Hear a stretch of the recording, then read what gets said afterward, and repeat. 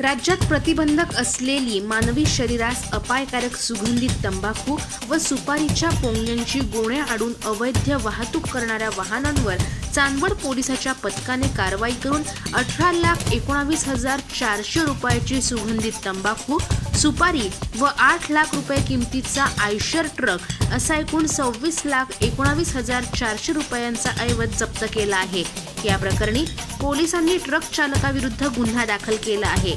चांदवड येथील मुंबई आग्रा महामार्गावरून प्रतिबंधित सुगंधित तंबाखू व सुपारीची अवैध वाहतूक होणार असल्याची गोपनीय माहिती मिळाल्यानंतर मनमाडचे उपविभागीय पोलीस अधिकारी सोहेल शेख यांच्या मार्गदर्शनाखाली चांदवडचे पोलीस निरीक्षक कैलास वाघ व पोलिसांच्या पथकाने मंगळवारी दुपारी 1:30च्या सुमारास मालेगावकडून नाशिककडे जाणारी आयशर ट्रक येथील पेट्रोल पंप चौफुलीवर अडवली।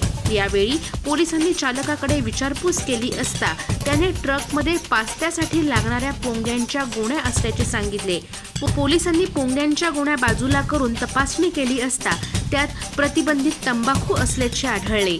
यावेळी पोलिसांनी 8,40,200 रुपये किमतीच्या मिराज कीर कोकिल छाप तंबाखूच्या गोण्या, 9,79,200 रुपये किमतीच्या ऋतिक स्वीट सुपारीच्या गोण्या व 8 लाख रुपये किमतीचा आयशर ट्रक असा एकूण 26,19,400 रुपयांच्या किमतीचा मुद्देमाल जप्त केला। संजय जाधव, मी नाशिककर न्यूज, चांदवड।